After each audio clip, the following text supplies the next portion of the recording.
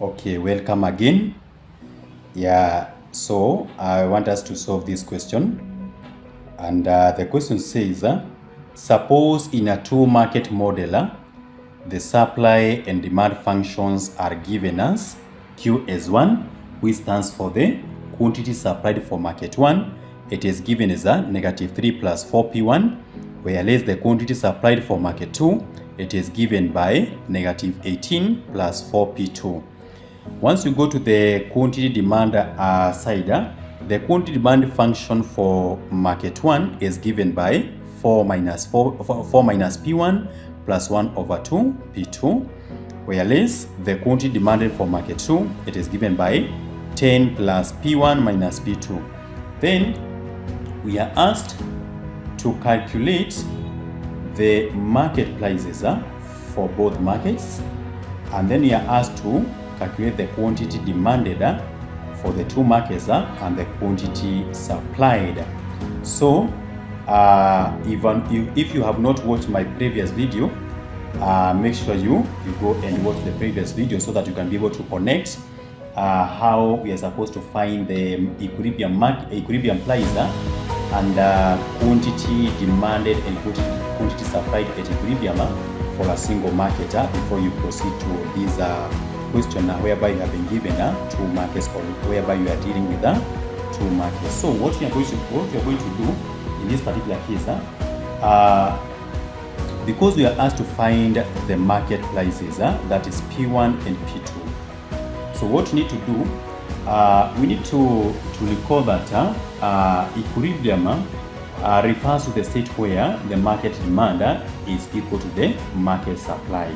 So meaning in this particular point there is no surplus or shortage in the market and the prices tend to remain stable. So what you need to do, you're supposed to take the quantity supplied for market 1, and then from there you equate to the market the quantity demand for market 1. So here we are dealing with each market separately. So what you need to do, you say this, you have Q as 1, that is the quantity supplied for market 1. You are supposed to equate to the quantity demanded for market 1. So in this particular case, our Q as 1 function we have been given is negative 3 plus 4P1. Negative 3 plus 4P1. So you write here negative 3 plus 4P1. Then we equate to our QD1 function, which is 4 minus P1 plus 1 over 2 P2. Now we need to put the like terms together. Here we have two unknowns. We have P1, and then we have P2. So we need to put the the like terms together. And in this particular case, we can decide to start with P1. So here we have negative P1, and here we have positive 4P1. So what you need to do, I want to take this P1 which is on the right hand side to be on the left hand side, because it is negative here. Once it crosses the equal sign, the sign will change from negative to positive.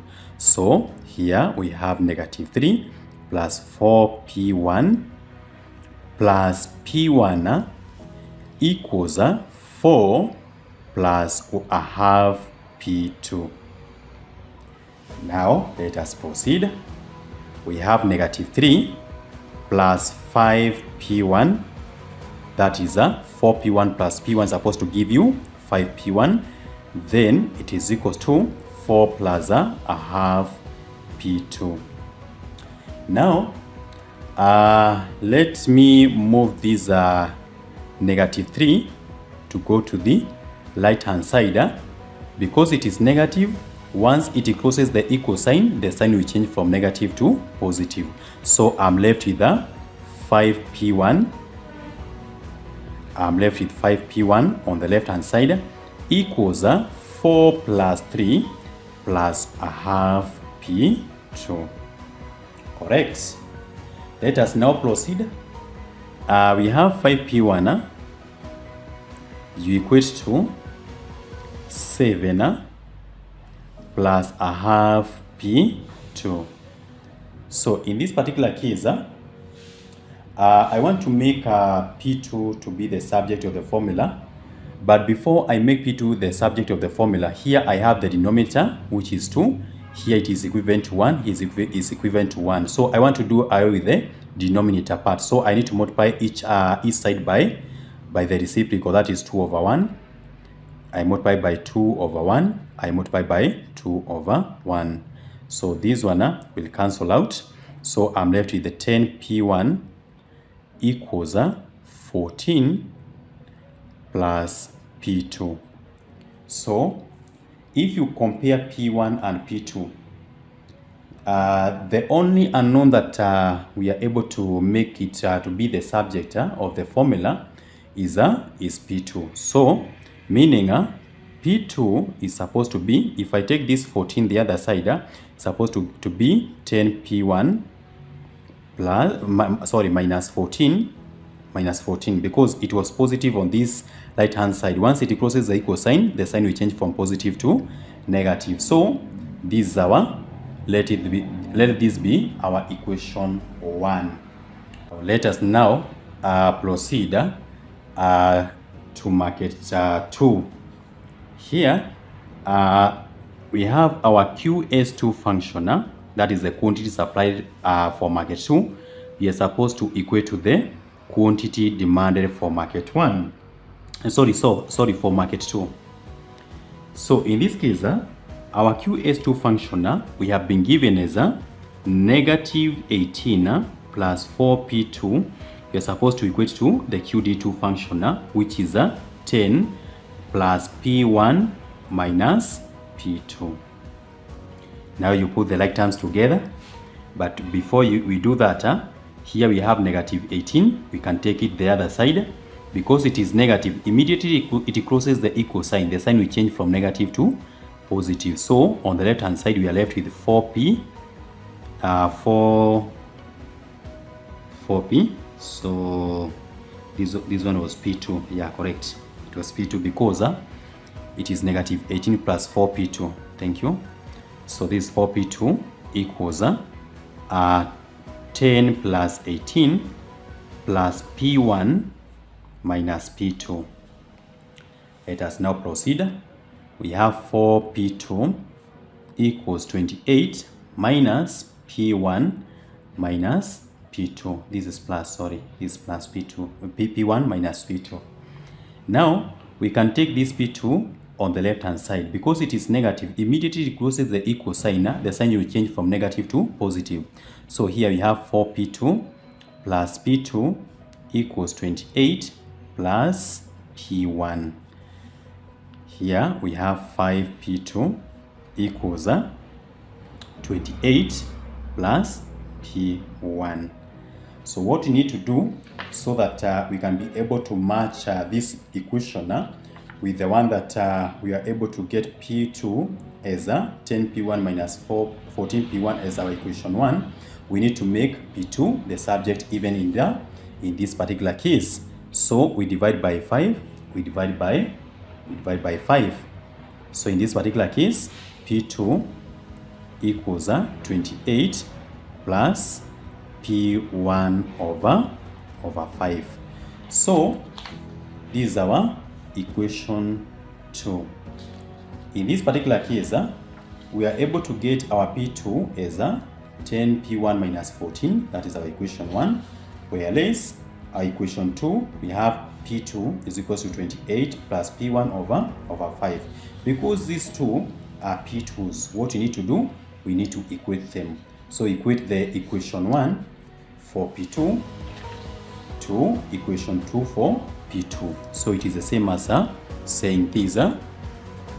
We have, for equation 1, we have P2 as 10, P1 minus 14. We equate to the P2 for equation 2, which is 28 plus P1 over 5. Since I want to do away with the denominator part, I need to multiply every side by 5, and then from there I multiply by 5. So here we have 50 P1 minus 14 times 5 supposed to give you 70 equals here we have 28 plus P1. Let us proceed. Here I have P1 and here I have P1. So what I need to do, I can decide to take this negative 70 on the right hand side. Because it is negative, immediately it crosses the equal sign. The sign will change from negative to positive. So on the left hand side I have 50 P1 equals 28 plus 70 plus P1. So you have 50 P1 equals 98 plus P1. So what I need to do, I need to take this P1 on the left hand side. So this is 50. Because here it is positive, immediately it crosses the equal sign, the sign will change from positive to negative. So it is the same as writing here 50 P1 minus P1 supposed to give you 98. So this is 49 P1 is equals to 98 divided by 49 divided by 49. So this is supposed to give you 2. So P1 is equals to 2. So you have been able to find P1 or the price for market 1. Now let us go to the questioner and we substitute where there is P1 with 2 so that we can be able to get our P2 and so on. So we have been able to get our P1 as 2. So let us go to our questioner. We have Q as 1 is equals to negative 3 plus 4P1. So for us to be able to get our P2, what we need to do, we go to our questions. But before we go to P2, let us now find the QS1 function here. So our QS1,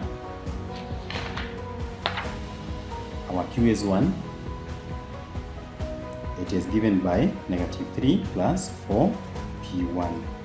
But in this particular case, we have been able to get our P1 as 2. So we replace where there is P1 with 2. So our QS1 is negative 3 plus 4 into 2. So here we have negative 3 plus 6. No, from plus 8. Because 4 times 2 is supposed to give you 8. So we have our Q S1 as 5.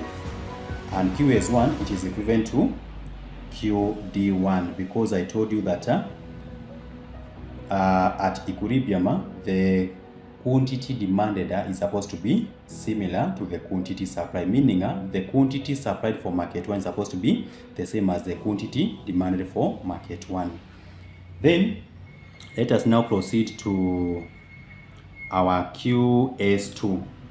Here we have our QS2 function. It is the same as QD2 function, and we have here negative 18 plus 4P2.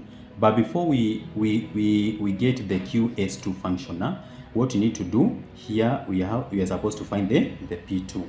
So we go to our working. And in our working,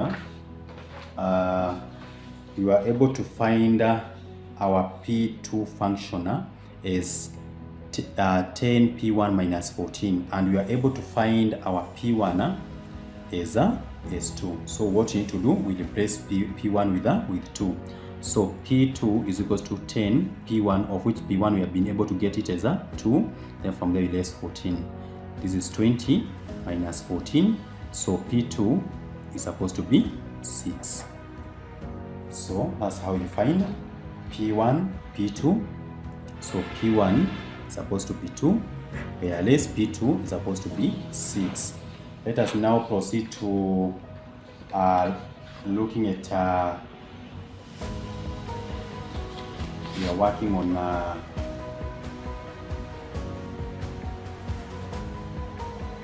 our QS2 function. So what you need to do, because we have been given our QS2 function, our our QS2 function, we have been given as a negative 18 plus 4 P2. So these are negative 18 plus 4, of which P2, we have been able to get it as a, our P2, we have been able to get it as 6. So here we have negative 18 plus 24. So meaning our QS2 is supposed to be 6. So, and the QS2 is supposed to be the same as a QD2, which is a 6. So that's how you find the market prices for market 1, and you'll be able to get market price for market 1 is 2, whereas the market price for market 2 is 6. The quantity demanded for market 1 we have been able to get it as 5. We have been able to get it as 5, and the quantity supplied, so the quantity demanded for market 1, it is similar to the quantity supplied for market 1. So we have done our calculation here. We have been able to get the QS1, which is equivalent to QD1. We have been able to get it as 5, and the quantity supplied for market 1 and 2, it is here. We have the working here. So the quantity supplied for market 2 is equals to the quantity demanded for market 2, which is equals to 6. So that's how you solve this question. So in case of any question, feel free to write on the comment section, and in case there is any other topic that you find it difficult, make sure you write on the comment section, and I solve it for you. Thank you so much for your time.